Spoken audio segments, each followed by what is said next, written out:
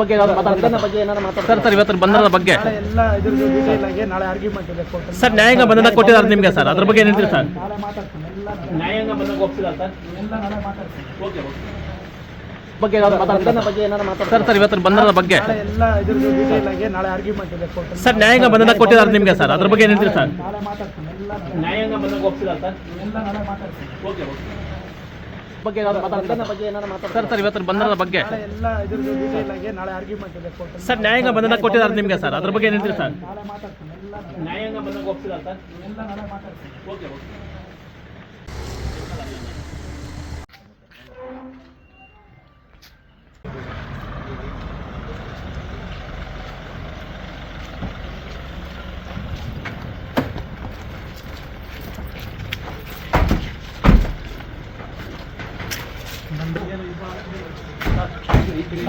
Sir ಇವತ್ತು ಬಂಧನದ ಬಗ್ಗೆ ಸರ್ ಇವತ್ತು ಬಂಧನದ ಬಗ್ಗೆ ಎಲ್ಲ ಇದ್ರದ್ದು ಡೀಟೇಲ್ ಆಗಿ ನಾಳೆ ಆರ್ಗ್ಯುಮೆಂಟ್ ಇದೆ ಕೋರ್ಟ್ ಸರ್ ನ್ಯಾಯಾಂಗ ಬಂಧನ ಕೊಟ್ಟಿದ್ದಾರೆ ನಿಮಗೆ ಸರ್ ಅದ್ರ ಬಗ್ಗೆ ಏನು ಹೇಳ್ತೀರಿ ಸರ್ ನಾಳೆ ಮಾತಾಡ್ತೀನಿ ಎಲ್ಲ ನ್ಯಾಯಾಂಗ ಬಂಧನ ಒಪ್ಪಿಲ್ಲ ಸರ್ ಎಲ್ಲ ನಾಳೆ ಮಾತಾಡ್ತೀನಿ ಓಕೆ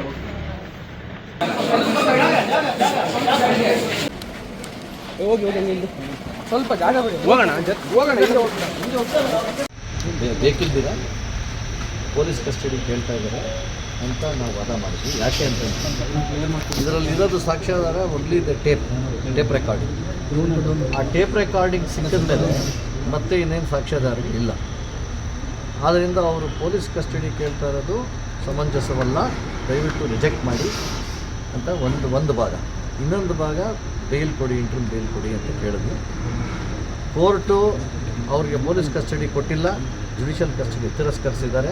ಪೊಲೀಸರು ಕೇಳಿರೋ ಪೊಲೀಸ್ ಕಸ್ಟಡಿಯನ್ನು ತಿರಸ್ಕರಿಸಿ ಅವಶ್ಯಕತೆ ಇಲ್ಲ, ಯಾಕೆಂದರೆ ಸಾಕ್ಷ್ಯಾಧಾರಗಳನ್ನ ಕಲೆ ಹಾಕಿದ್ದಾರೆ ಅಂತ ಹೇಳಿದ್ದಾರೆ.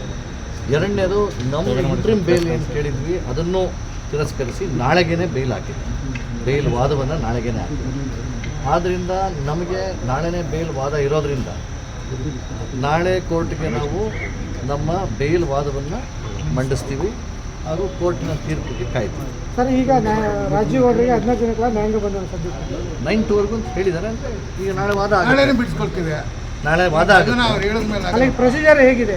ನಾಳೆ ವಾದ ಆಗುತ್ತೆ. ನಾಳೆನೇನು ಆರ್ಗ್ಯುಮೆಂಟ್ ಮಾಡಿ ವಾದ ಆದಮೇಲೆ ತೀರ್ಪು ಯಾವತ್ತು ಬರುತ್ತೋ ಆವತ್ತು ಬಹುಶಃ ನಾವು ಬಂಧನದಿಂದ ಆಚೆ ಬರ್ತೀವಿ. ನಿರೀಕ್ಷೆ ನಾಳೆಗೆ ಇದೆ, ನಾಳೆಗೆ ವಾದಕ್ಕೆ ಹಾಕಿದ್ದಾರೆ. ಸೊ ಆದ್ದರಿಂದ ನಾವು ಅದು ಹೇಳಿದ್ವಿ, ಈ ಸೆಕ್ಷನ್ ಅಪ್ಲೈ ಆಗಲ್ಲ. ಯಾಕೆಂದರೆ ಬೇಲ್ ಸಿದ್ದಿರೋಂಥ ಸೆಕ್ಷನ್ ಅವ್ರು ಹಾಕಿದ್ದಾರೆ ಹೊರತು ಇನ್ನು ಉಳಿದ ಸೆಕ್ಷನ್ ಅಪ್ಲೈ ಆಗ್ಬೋದು, ಬೇಲಬಲ್ ಸೆಕ್ಷನ್ಸ್.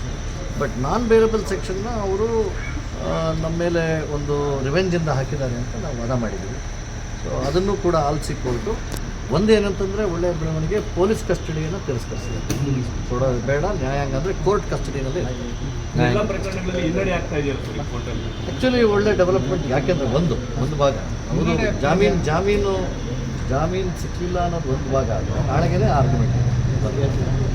ಎರಡನೇದೇನಂತಂದರೆ ಅವ್ರು ಕೇಳಿರೋ ಒಂದು ಯಾವುದು ನಾವು ನಮ್ಮ ಕಸ್ಟಡಿ ಕೊಡಿ ಅಂತ ನಾವು ಅವ್ರನ್ನ ಇದಕ್ಕೆ ಕರ್ಕೊಂಡು ಹೋಗಬೇಕು, ಎಲ್ಲೆಲ್ಲಿ ಓಡಾಡಿದ್ರು ಅಲ್ಲೆಲ್ಲ ಕರ್ಕೊಂಡು ಹೋಗ್ಬೇಕು ಅಂತ ಹೇಳಿರೋದನ್ನು ಅದು ಹಾರ್ಬರಿಂಗ್ ಅಂತ ಬರುತ್ತೆ. ಆ ಹಾರ್ಬರಿಂಗ್ ಅಫೆನ್ಸೇ ಬೇಲಬಲ್. ಸೊ ಬೇಲಬಲ್ ಅಫೆನ್ಸ್ಗೆ ನೀವು ಕಸ್ಟಡಿ ತಗೊಂಡೋಗಿಲ್ಲ ಅಂತ ಆ ವಾದವನ್ನು ಕೋರ್ಟ್ ಮನ್ನಣೆ ಕೊಟ್ಟರು. ಮೈಕಲ್ ಅವ್ರಿಗೆ ಏನಾಯ್ತು? ಮೈಕಲ್ ಅವ್ರಿಗೆ ಬೇಲ್ ಕೊಟ್ಟರು. ವಿಶ್ವಾಸ ಇದೆ, ಖಂಡಿತವಾಗೂ ವಿಶ್ವಾಸ. ಮೈಕಲ್ ಅವ್ರಿಗೆ ಕಂಡೀಷನ್ಸ್ ಹಾಕಿದ್ದಾರೆ. ಏನು ಕಂಡೀಷನ್ಸ್?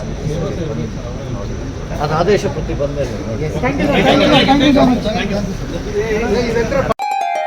ಗ್ರೇಟ್ ಇಂಡಿಯಾ ಎಲೆಕ್ಟ್ರಾನಿಕ್ಸ್ ವತಿಯಿಂದ ನಮ್ಮ ಎಲ್ಲಾ ಗ್ರಾಹಕರಿಗೆ ಶುಭಾಶಯಗಳು. ನಮ್ಮಲ್ಲಿ ಎಲ್ಲಾ ಬಗೆಯ ಎಲೆಕ್ಟ್ರಾನಿಕ್ಸ್ ಮತ್ತು ಗೃಹ ಬಳಕೆಯ ವಸ್ತುಗಳ ಮೇಲೆ ಆಕರ್ಷಕ ಫಿನಾನ್ಸ್ ಸೌಲಭ್ಯದೊಂದಿಗೆ ಭಾರಿ ಡಿಸ್ಕೌಂಟ್ ನೀಡಲಾಗುತ್ತಿದೆ. ನಿಮ್ಮ ಮನೆಯನ್ನು ಮತ್ತಷ್ಟು ಸುಂದರಗೊಳಿಸಲು ನಗರದಲ್ಲಿ ನಂಬರ್ 1 ಶೋರೂಮ್ ಆದ ಗ್ರೇಟ್ ಇಂಡಿಯಾ ಎಲೆಕ್ಟ್ರಾನಿಕ್ಸ್ಗೆ ಇಂದೇ ಭೇಟಿ ಕೊಡಿ. ಗುಣಮಟ್ಟದ ವಸ್ತುಗಳು, ಉತ್ತಮ ಸೇವೆ, ರಿಯಾಯಿತಿ ದರಗಳು. ಇಂದೇ ಭೇಟಿ ಕೊಡಿ ಗ್ರೇಟ್ ಇಂಡಿಯಾ ಎಲೆಕ್ಟ್ರಾನಿಕ್ಸ್, ಅಮೀರ್ ಬಾಬಾ ದರ್ಗಾ ಹತ್ತಿರ, ದಿಬ್ಬೂರ್ಹಳ್ಳಿ ರಸ್ತೆ, ಸಿಡ್ಲಘಟ್ಟ. ಕರೆ ಮಾಡಿ 8861043315.